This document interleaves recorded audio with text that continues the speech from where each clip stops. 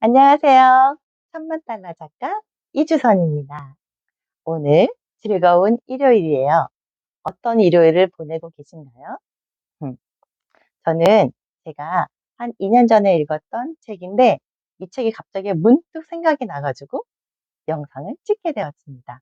되게 좋은 책이어서 기억에 남는 책이에요. 뭘까요? 절제의 성공학이라는 책인데요. 이 겉표지에 운명을 만드는 절제의 성공학. 성공할 수밖에 없는 운명은 어떻게 만들어지는가?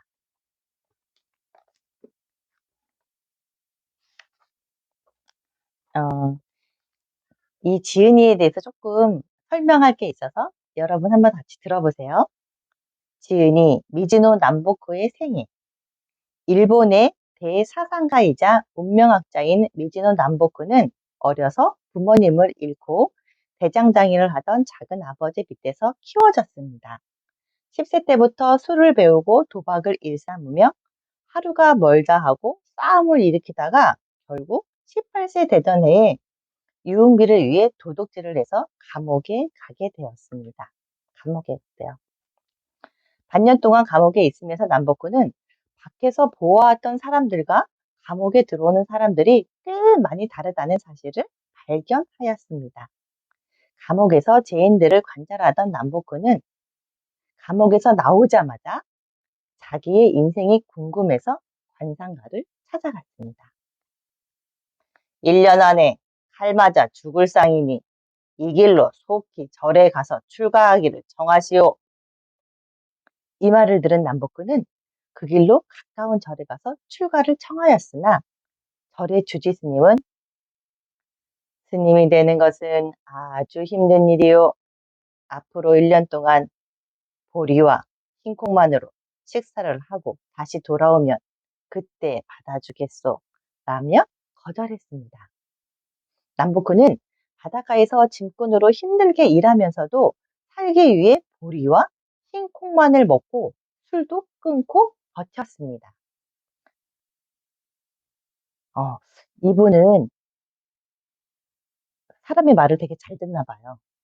물론 이 감옥에 나와서 관상가를 찾아갔더니 관상가가 죽을 상이라고 하니까 절에 들어가러 가니까 바로 스님을 찾아가서 출가를 청하였고 또 스님은 지금은 안 받아주고 1년 뒤에 받아주겠다고 하면서 절제 음식을 말씀했더니 또 그렇게 1년을 그것을 1년을 지키고 되게 감옥에서 큰 깨달음을 약간 얻으신 것 같아요. 어울리는 무리들이 난폭하여 종종 싸움이 일어났지만 작은 상처만 입을 뿐 생명에는 지장이 없었습니다. 1년을 무사히 넘기고 출가하기 위해 절로 향하던 그는 자신이 죽음을 예언하던 관상가에게 찾아갔습니다. 남복호를 알아본 관상가는 크게 놀라며 물었습니다. 완전히 성이 바뀌었군요. 어디서 큰 덕을 쌓았소? 아니면 사람의 목숨을 구했소? 생명을 구한 일은 없지만 스님의 말씀에 따라 보리와 흰콩만 먹고 1년을 살았습니다. 식사를 절제한 것이 큰 음덕을 쌓았구려. 그것이 당신을 구했소. 관상가에게 죽음의 상이 없어졌다는 말을 듣고 남복군은 출가보다는 관상가가 되겠다는 결심을 하고 전국을 돌아다녔습니다. 처음에는 머리 만지는 사람의 제자가 되어서 3년간 사람의 얼굴 모양을 연구했습니다.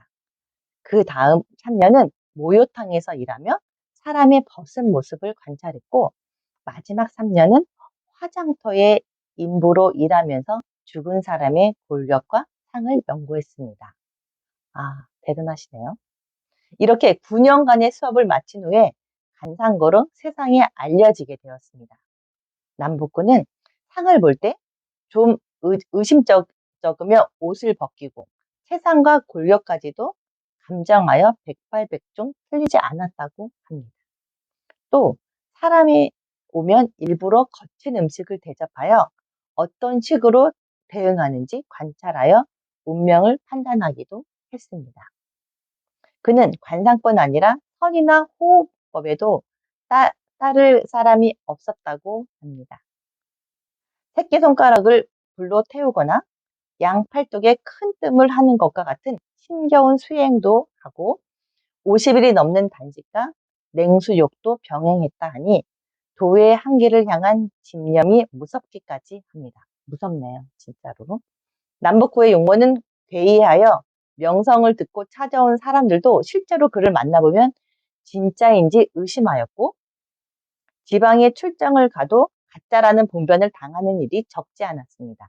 그래서 자신의 용모를 묘사하는 아래와 같은 글을 각지에 내려보냈다고 합니다. 어떻게 생겼는지 궁금하시죠? 제가 한번 읽어볼게요. 키는 작고 얼굴은 좀스럽다. 입은 작고 눈은 험하게 들어갔다. 이마는 좁고 눈썹은 거의 없다. 코는 낮고 광대뼈는 높게 나와 있다. 치아는 짧고 발도 작다. 새끼손가락은 불에 탔으며 양팔뚝엔 뜸자리가 있다. 아, 좀 얘기 들어보니까 머릿속으로 그 캐릭터가 약간 떠오르긴 하거든요.